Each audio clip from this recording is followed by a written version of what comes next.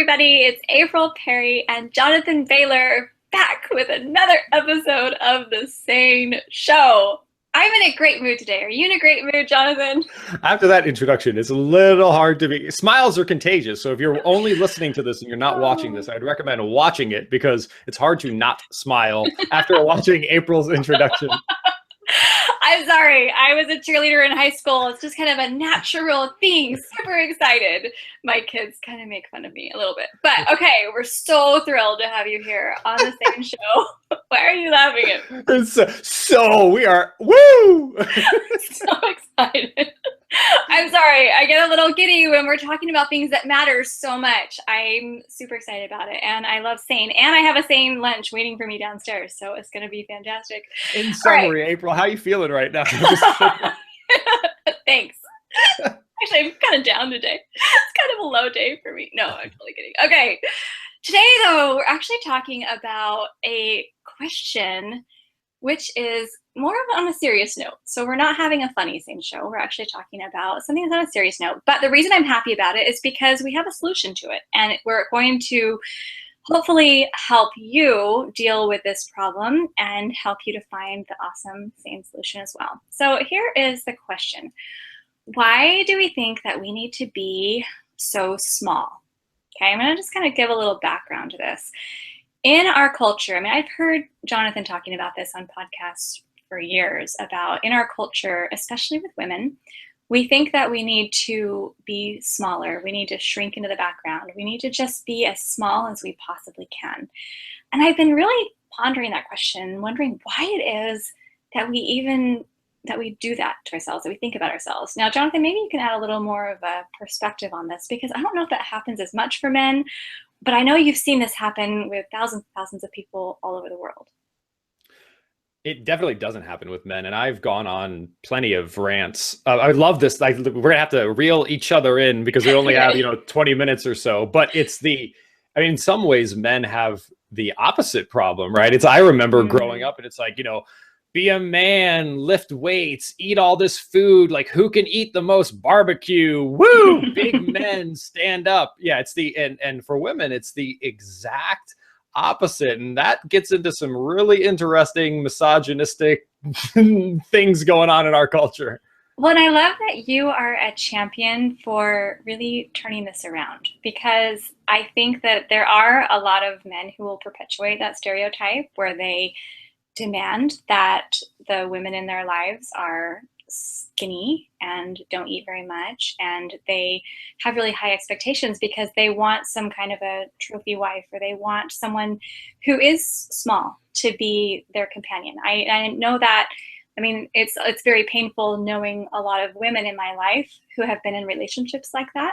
I'm fortunate where I've always had a very healthy relationship with my husband and haven't ever had pressure like that. But for women who do, whether it's a boyfriend or the guys at school or the spouse, whatever it is, it's painful. And it's something that women are carrying around. And it's what often is motivating these women to starve themselves because they want to please society, that man, that person, whatever. Okay, but I had an experience which I thought was interesting. It was a couple weeks ago. I actually was visiting a good friend of mine, and I hadn't seen her for years, 3 years, a long time. And when I opened the door, my first thought was, she looks amazing, like toned, fit, happy, smiling, strong. I mean, fantastic. She looked fantastic. And she's very active, right? And so as we started talking, she was sharing how she'd started going SANE, and she'd been SANE for a few months, but she hadn't lost any weight. And when she said that, I was like, oh, wait, why do you feel like you need to lose weight? You look so great. Like, you look great. That was the first thing I thought about you when I saw you, is how great you look, how strong and vibrant and healthy. Why do you feel like you need to lose weight? But as I was asking that question, I was thinking about what I say to myself often, or what I've said to myself often, which is, April, why aren't you losing more weight? How come you aren't a size 2 or a size 0? Or why don't you look like that fashion model on the magazine? Or, I did the same thing to myself. And so as I was talking with her, though, and I was sharing how SANE has helped me to heal and helped me not to expect myself to be a supermodel when I'm a mom of 4 kids who doesn't want to go to the gym. I mean, why do I expect that of myself? But I realized some things that I want to share today in today's podcast. And I'm hoping that those who are listening, specifically women who are struggling wanting to be smaller, and maybe men who have either dealt with, encouraging or not encouraging women to be their best selves, I'm hopeful that we can kind of decide on how we can move forward in a way that's healthy for all of us. And I also want to give a quick shout out to, I think, a large population of, let's say, enlightened men, where, for example, these are the men who they see the the CrossFit girls, and they're like, that's awesome. I mean, Yeah. there is a growing population, especially the sort of younger you look, right? I mean, certainly if you grew up in the in the time when women weren't supposed to leave the house, and I mean, that's a much different time than the way we live today. And I know, for example, my mother was not even permitted in the gym at her university when she went to school, whereas now, like, weightlifting is mandatory for a lot of people regardless of their gender. So I do want to give a quick shout out, and I also think we should talk about how it's very easy to say that men are causing this pressure, but sometimes we actually see that, like, I will say, most men might not care as much about women's shoes or put pressure on women to have, wear certain shoes, but the women might feel pressure from other women or from magazines that are perpetuating that. So obviously there are men who are We're not here to blame men. Yeah, and obviously there are men who are like, I want small women and I'm a misogynist. Like, you need to kick those guys to the curb completely. Right. But what do we do when it's not that obvious? Because I think there are also examples where it's like, it's not that obvious, but we still feel that pressure. I was talking with a friend of mine who recently went through a divorce. And so she's dating, she's out in the dating world. And she said she's very concerned about her size, because she said there's so many girls out there that I feel like it's like this 4-to-1 ratio. Like, I'm competing for these guys. And as we talked deeper, I don't think it's necessarily the men. Maybe it is, and maybe those are the shallow guys. We got to get out of there. But I was interested to talk with her and say, do you recognize the value that you have that's outside of how you look? Like, do you really understand your value? Because she's an amazing person. She has amazing skills and abilities and is friendly and outgoing and great with people. I mean, she has so many great qualities, but she, like many women, like I've done myself, put looks as one of the highest priorities. So I was actually reading a book, Daring Greatly by Brene Brown, which is amazing. And she actually said that they, put together these surveys asking people, what are the qualities that are described as feminine and what are the qualities that describe masculinity?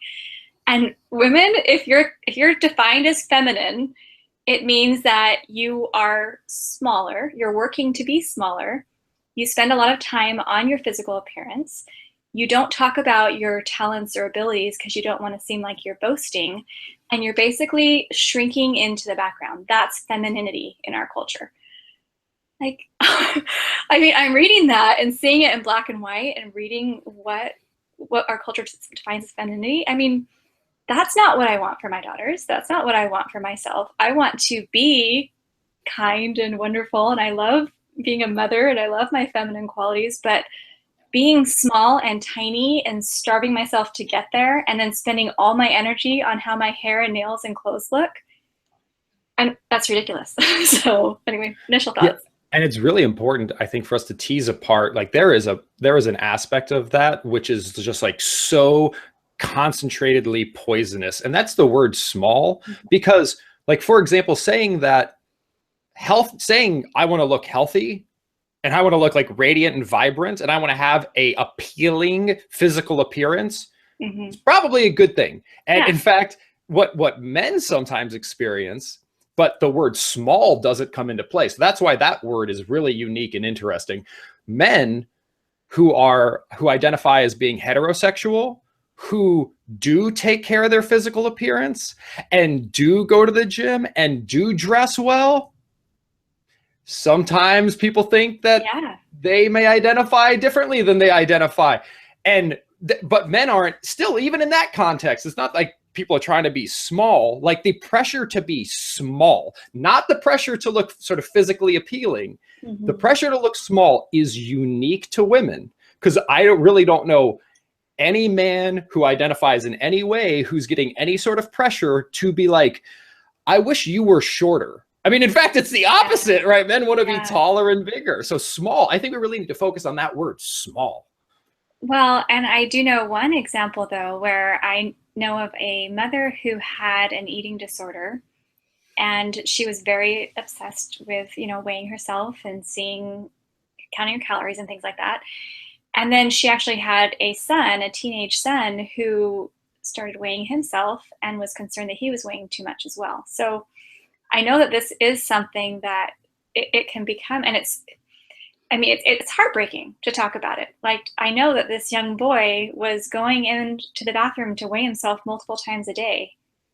And the reason why it hurts me so much is because that's what I used to do. I mean, I would think, okay, if I can weigh myself at every point of the day, then I can take the lowest point and I can count that as my worth.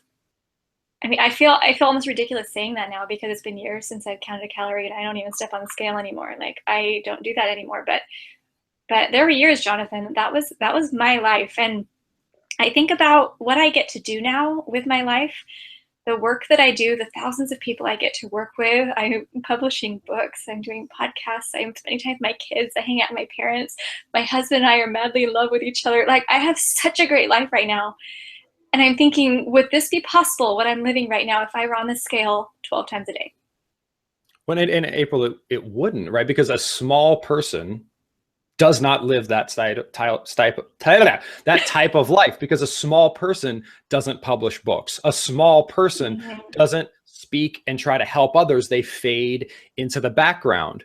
And that, I mean, we can talk hypothetically about why that is, but I think everyone knows, right? Like, women have been given second shift since the beginning of time. It's only now that women are starting to be treated as equals. And even now, like the term bossy, right? Like, you can't use the term bossy rightfully in grade schools anymore in many school districts, because no one ever calls young boys bossy. They only call young girls bossy, because when a man is bossy, he's assertive, and that's good. And when a woman is that way, she's bossy. So yes, there is, just like there's a human nature to fear that which is different.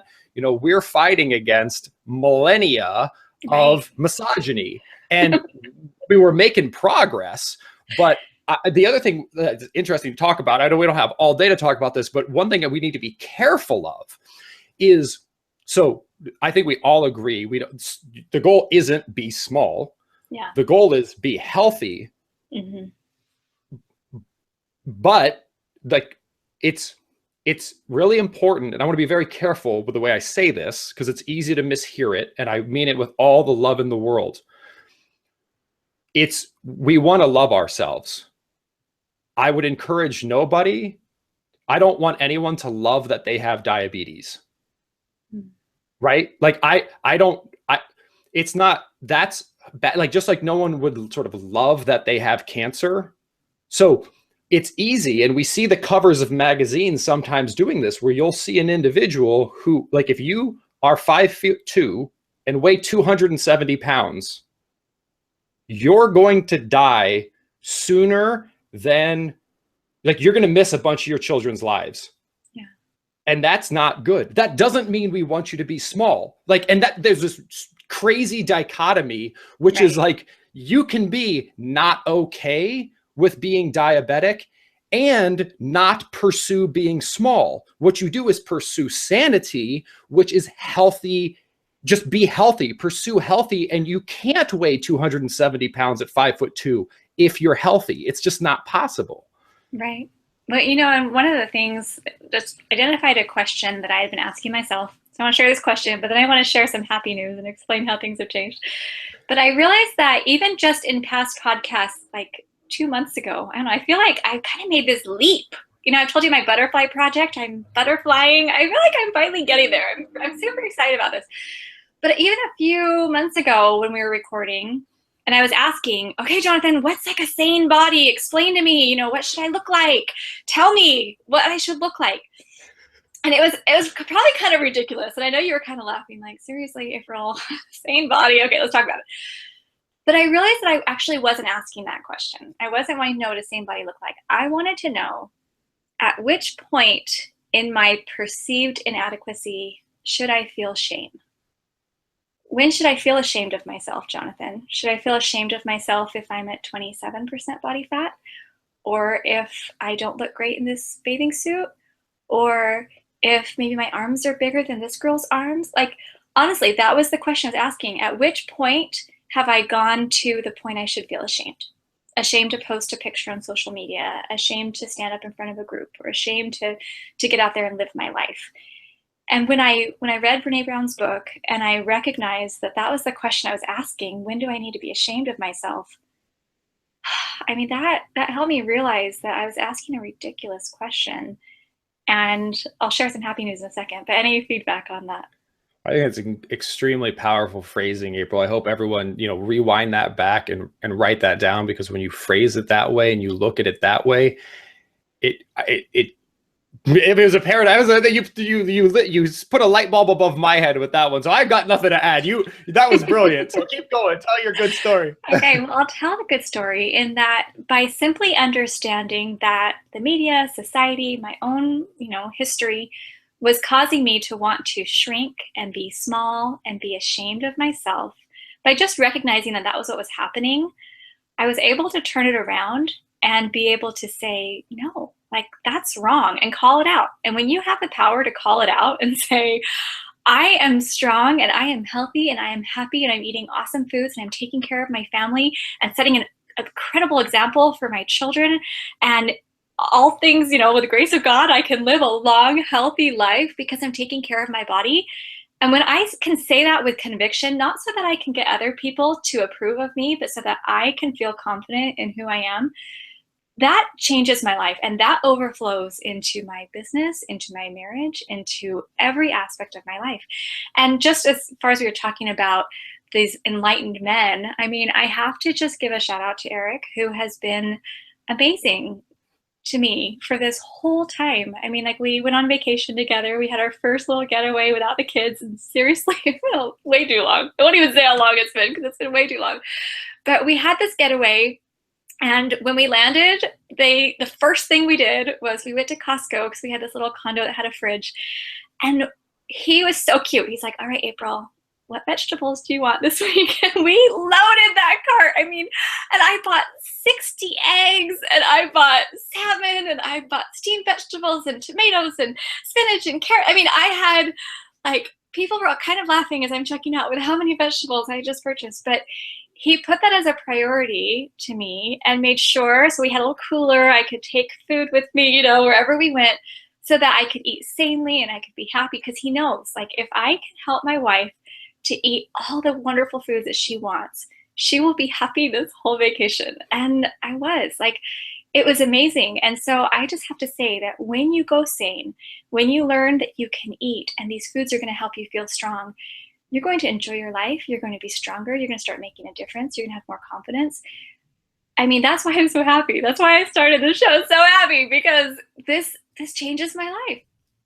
And April, the distinction between focusing on being small and being healthy is, if we can just, like, maybe that's, I don't know if it's time for next actions yet, but like, we'll do it. Probably. but like, write on an index card, healthy versus small, and carry it around with you, because even, like, that's awesome, Weight Watchers, that you want to put one of the most iconic figures in the world on television and talk about how she's able to become smaller while eating bread. Like, eating refined bread isn't healthy. Everyone agrees on that. So saying I can be unhealthy and get smaller at the same time is like a 1-2 punch, right? So you can say anything you want about, a diet or lifestyle, which is like, hey, only eat 1,400 calories and just eat them from wherever you want, is saying make smallness your goal. And who gives a crap about health because as long as you're getting smaller, you're succeeding. That's poison. You're right. No, I think you phrased that brilliantly. So, all right. So what is our next action? So the next action is it health? I mean, it even goes back to our last show about the Biggest Loser. Like if you say, if you say, is it healthy? Like not, will it make me smaller? Will it make me prettier? Because even that is like prettier according to who? Right. Will it make me thrive?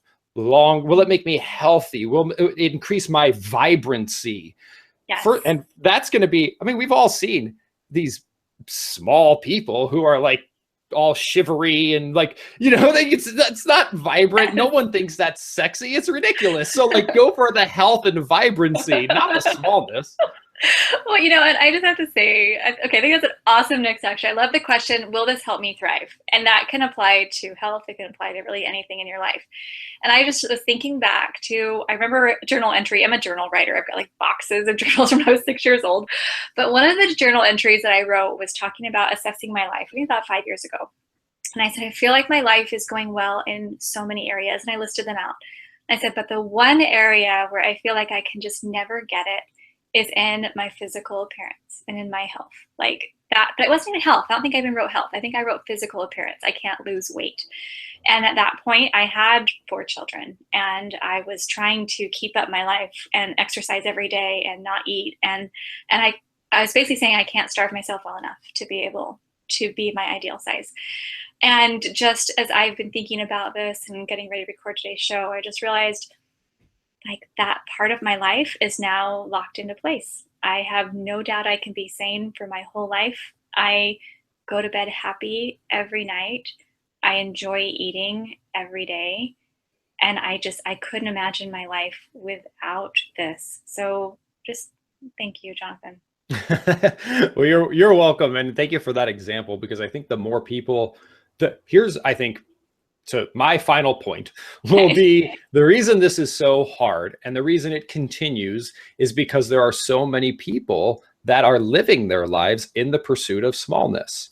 And the more we see, I mean, I've seen plenty. So I exercise at Gold's Gym and I love exercising at Gold's Gym.